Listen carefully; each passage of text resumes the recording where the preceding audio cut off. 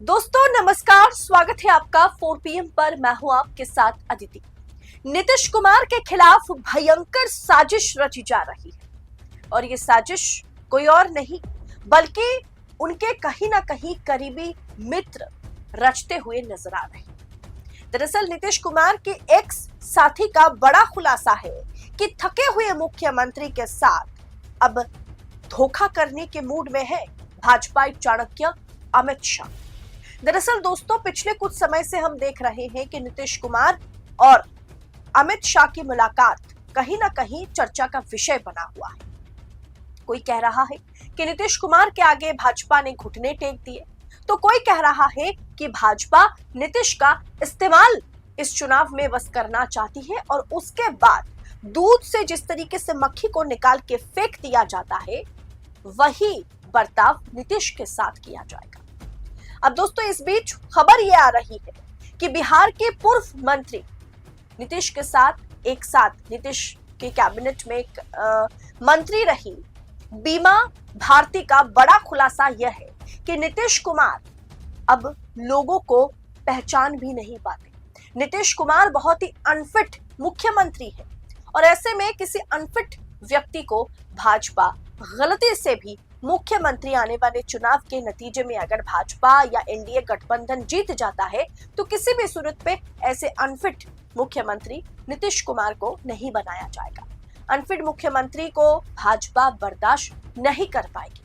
अब दोस्तों, खबर ये आ रही है कि क्या नीतीश कुमार को, जैसे कल भी मैंने आपको बताया कि नीतीश कुमार को बलि का बकरा बनाया जा रहा है और अब आज पूर्व मंत्री बीमा भारती ने कहा कि नीतीश कुमार अब लोगों को पहचान भी नहीं पाते। आधे घंटे में ही वो लोगों को भूल जाते हैं, लोगों से मुलाकात करते हैं और बाद में उनके नाम भी भूल जाते हैं। बीमा भारती ने यह भी कहा कि इस बार के चुनाव में वो अपनी बेटी को मैदान में नहीं उतारेंगे। नीतीश कुमार के भविष्य को लेकर के पूर्व मंत्री बीमा भारती ने कहा कि इस बार बदलाव होगा। नीतीश कुमार थके हुए मुख्यमंत्री हैं। पहले जिस तरह के मुख्यमंत्री थे, अब वो इस तरह के मुख्यमंत्री नहीं रह गए हैं और अब कहीं जाकर बैठ गए हैं। दरअसल उन्हें बिठा दिया गया। अब आपको भी पता है कि पटना में सरकार दिल्ली से चलाया जाता है। पटना में सरकार नीतीश कुमार नहीं चलाते। बीमा भारती ने यह भी कहा कि नीतीश कुमार अब क्यों नहीं बिहार को विशेष राज्य का दर्जा दिए जाने के साथ ही बेरोजगारी और गरीबी को लेकर के बात क्यों नहीं करते। बीमा भारती आरजेडी में आने से पहले जनता दल यूनाइटेड में ही थी। अब नीतीश को अब याद नहीं रहता, यही बार बार बीमा भारती अपने इंटरव्यू में कहते नजर आई। दरअसल दोस्तों, अमित शाह ने क्या प्लान बनाया है कि हम तो नीतीश कुमार को सबके सामने बतौर मुख्यमंत्री उम्मीदवार रखेंगे ताकि मुसलमान वोट या नीतीश कुमार का जो वोट बैंक है वो भाजपा या एनडीए को वोट करे और उसके बाद भारतीय जनता पार्टी, चिराग पासवान की पार्टी, जितिन राम मांझी की पार्टी, एनडीए के भीतर से ये आवाज गूंजेगी कि हमें थके हुए मुख्यमंत्री नहीं चाहिए, हमें नीतीश कुमार नहीं चाहिए। भाजपा ऊपर ऊपर यही दिखाएगी कि हम तो नीतीश के चेहरे पर चुनाव लड़ेंगे या फिर उसके बाद सरकार में उन्हीं को मुख्यमंत्री बनाएंगे, लेकिन अंदर की खबर ये रहेगी कि हम नीतीश को चाहते नहीं है। दरअसल ये विरोध आला कमान द्वारा ही करवाया जाएगा, लेकिन वो खुद नहीं करेंगे, किसी से करवाएंगे, जिसके बाद नीतीश खुद बैकफुट पर आ जाएंगे। दरअसल ऐसा माहौल बना दिया गया जिसमें भाजपा और नीतीश में डायरेक्टली कोई फाइट ना हो, लेकिन एनडीए नीतीश कुमार के खिलाफ खड़ा हो जाए। यही प्लान अमित शाह, यही साजिश अमित शाह रच रही है। प्रशांत किशोर के प्रशांत किशोर ने भी कई तरह के आरोप लगाए। उनका इस आरोप पर नीतीश कुमार को अपने मंत्रियों के नाम भी याद नहीं रहते। हाल ही में प्रशांत किशोर ने कहा कि नीतीश कुमार बहुत ही अनफिट है, अनहेल्दी है और उनको अपने मंत्रियों का नाम भी याद नहीं रहता। अब बीमा भारती ने कहा कि बिल्कुल सही बात है, हमारी बेटी भी एक बार नीतीश कुमार से मिलने गई थी। बेटी जिला परिषद के अध्यक्ष पद के लिए चुनाव लड़ी थी, उसी सिलसिले में हम लोग मिलने गए थे तो हमारे बेटी से बोले कि उनका नाम कौन है, वो कौन है, ये उनको पता ही नहीं था, जबकि वो उन्हें जानते थे। बीमा भारती ने आगे बताया कि दरअसल इस चुनाव में भाजपा पूरी तरीके से नीतीश का इस्तेमाल करके उन्हें दरकिनार कर देगी और देखिएगा आगे चल के यही होगा।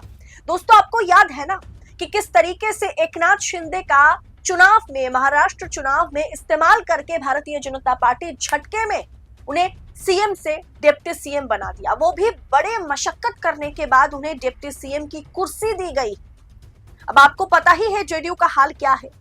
नीतीश के बाद सबसे दिग्गज नेता लल्लन सिंह है, संजय झा है। संजय झा तो भाजपा में ही पले बड़े नेता हैं, जो बाद में जाकर के नीतीश के साथ मिल जाते हैं और आरजेडी और जेडीयू में मतलब दरार पैदा करके दोनों को अलग करते हैं।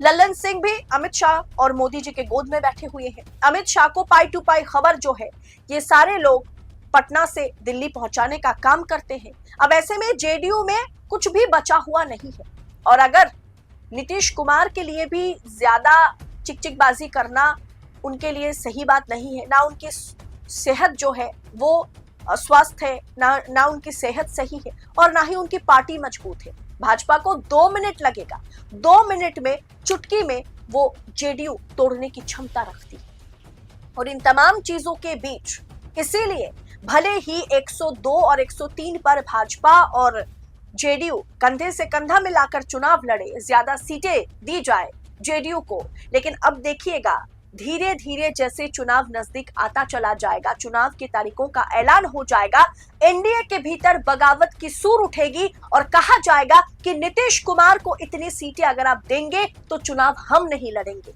और नीतीश कुमार को कहीं ना कहीं मुख्यमंत्री के तौर पर आगे भाजपा रख रही है, लेकिन एनडीए के भीतर आग भी भाजपा ही लगवा रही है ताकि नीतीश के खिलाफ विरोध हो। और यही बात उनके पुरानी साथी बीमा भारती करते हुए नजर आए। और यही कहा जाएगा कि एक थके हुए व्यक्ति, एक थके हुए नेता एनडीए की तरफ से मुख्यमंत्री नहीं बन सकते और इसी तरह से नीतीश कुमार को साइडलाइन कर दिया जाएगा।